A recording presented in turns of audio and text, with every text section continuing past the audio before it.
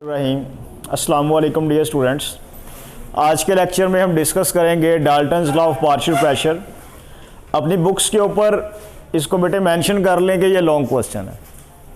ये long question का part भी हो सकता है। Dalton's law of partial pressure में शॉर्ट क्वेश्चन भी आपसे पूछे जा सकते हैं। मोस्ट इंपॉर्टेंट पोर्शन है applications of Dalton's law of partial pressure.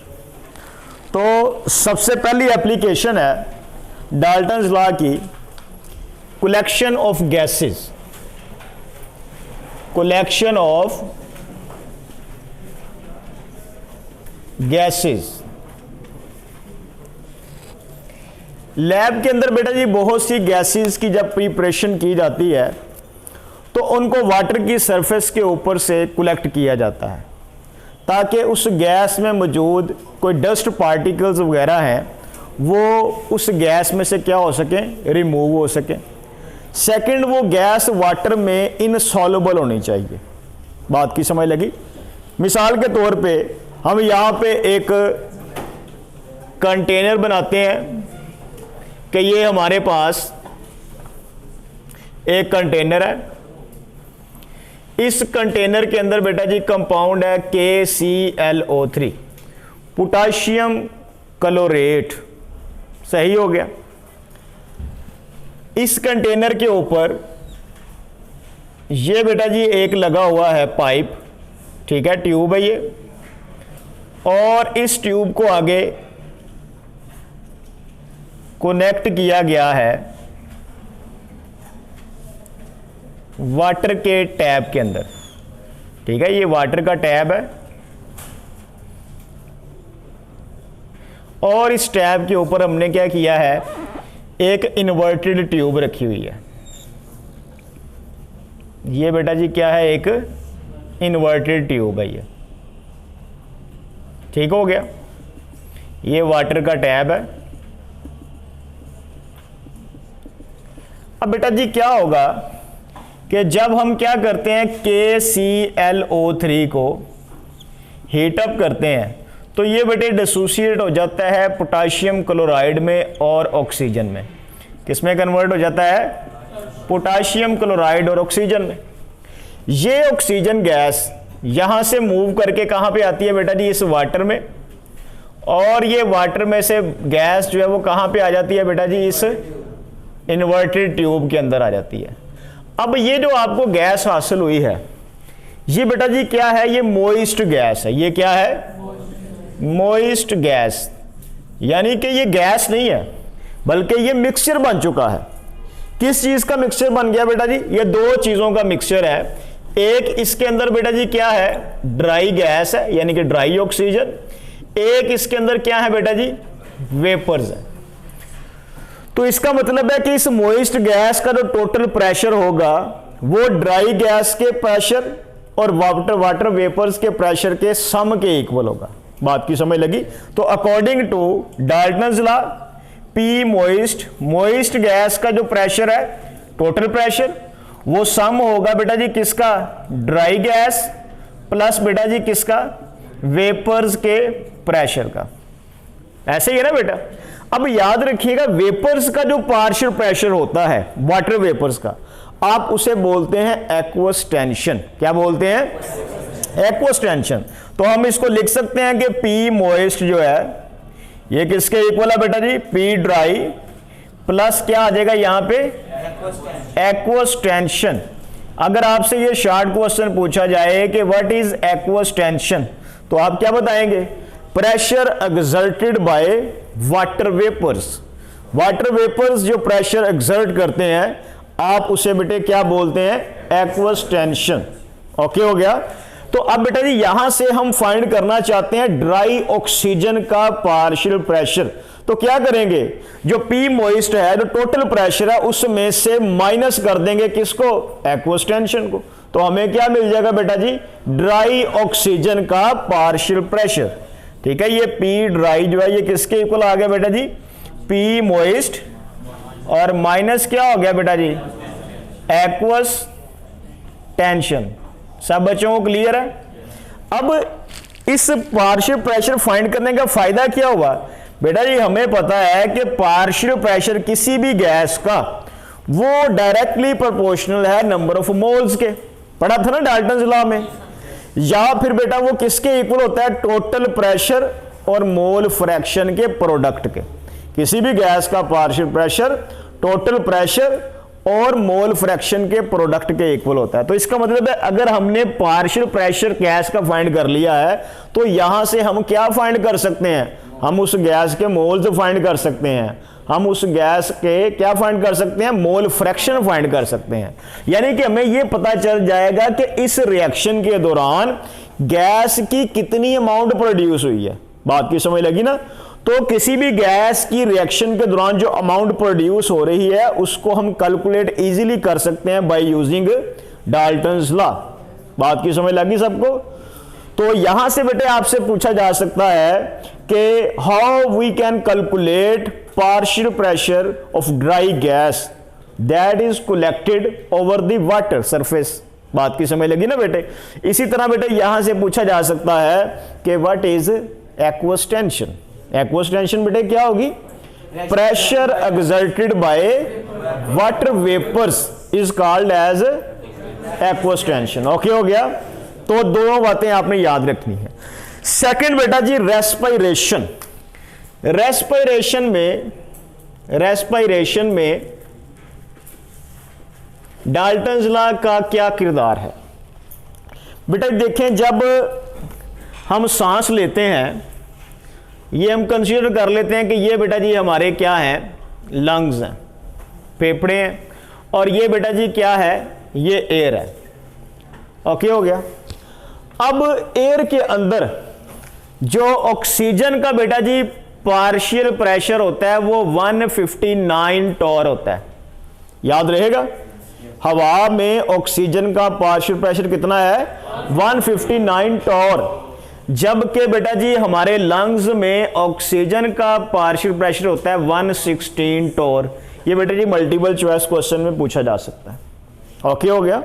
Air में कितना है बेटा जी, 159 टॉर, जबकि लंग्स में कितना होता है, मुझे बताएं टॉर की जगह पे क्या लिखा जा सकता है, मिलीमीटर ऑफ मरकरी। तो कंफ्यूज नहीं होना, क्योंकि 1 millimetre of mercury is equal to 1 torr. ठीक हो गया। अब बेटा देखें यहां पे पार्शियल प्रेशर का डिफरेंस है। ओके हो गया। तो पार्शियल प्रेशर के डिफरेंस की वजह से क्या होगा, ऑक्सीजन बेटा जी खुद ब खुद मूव कर जाएगी किस तरफ, लंग्स की तरफ, हाई प्रेशर से लो प्रेशर की तरफ। ओके हो गया। अब हम बात करते हैं कार्बन डाइऑक्साइड की। तो बेटा जी कार्बन डाइऑक्साइड का पार्शियल प्रेशर एयर में क्या है, लो है, जबकि कार्बन डाइऑक्साइड का पार्शियल प्रेशर लंग्स में क्या है बेटा जी, हाई होता है। तो खुद ब खुद क्या होगी, कार्बन डाइऑक्साइड हमारे लंग्स से बाहर।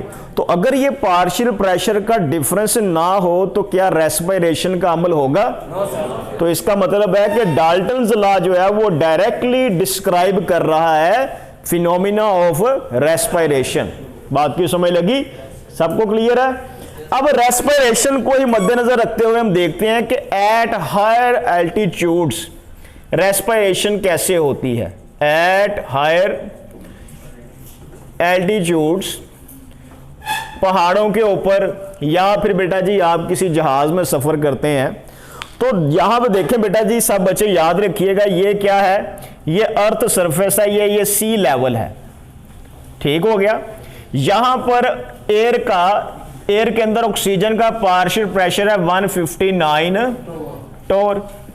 जैसे जैसे आप जमीन से बुलंदी पर जाएंगे, हाई लेवल पर जाएंगे, तो क्या होगा बेटा जी, जो ऑक्सीजन का पार्शियल प्रेशर होगा वो क्या होता जाएगा, कम होता जाएगा।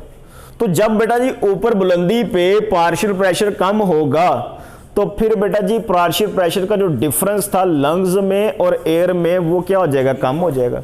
जब डिफरेंस कम होगा तो सांस लेने में क्या होगी, प्रॉब्लम काज होगी। बात की समझ लगी ना बेटे।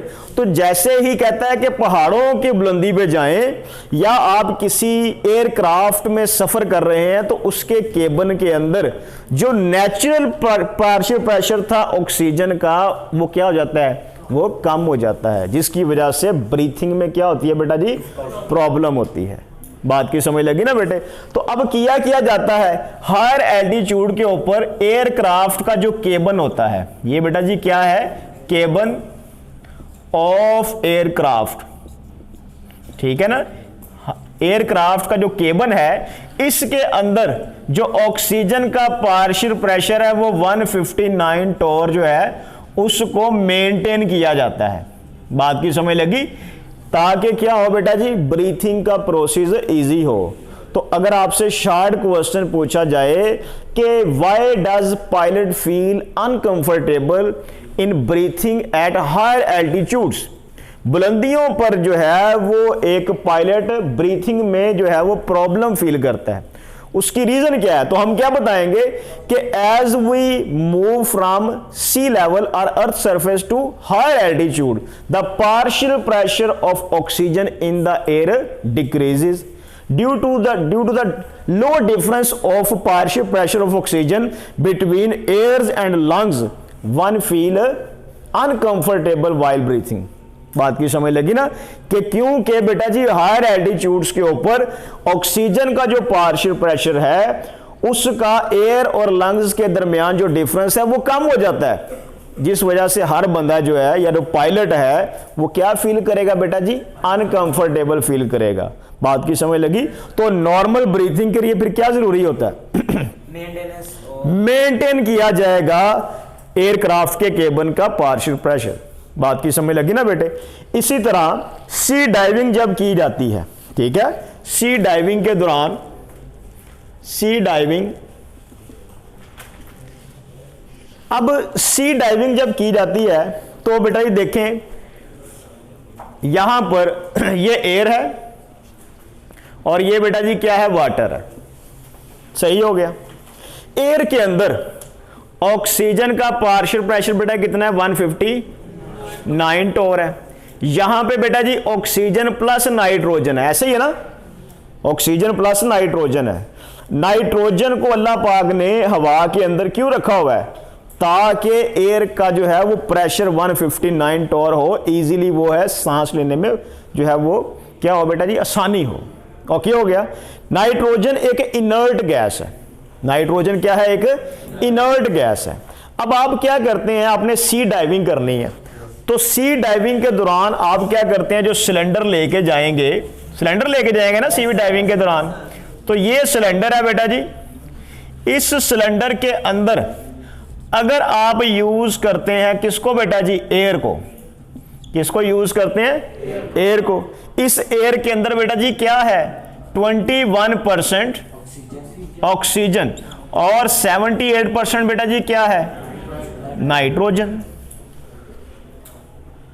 तो यहां पर बेटा जी क्या होगा कि हर 100 मीटर डेप्थ पर, जैसे जैसे आप पानी की गहराई में जाएंगे, हर 100 मीटर डेप्थ पर क्या होगा बेटा जी, 3 एटमॉस्फेयर प्रेशर बढ़ जाएगा, क्योंकि पानी की डेंसिटी ज्यादा है, ठीक है ना। 3 एटमॉस्फेयर बहुत ज्यादा प्रेशर है, 3 एटमॉस्फेयर प्रेशर क्या हो जाएगा बेटा जी, इंक्रीज हो जाएगा।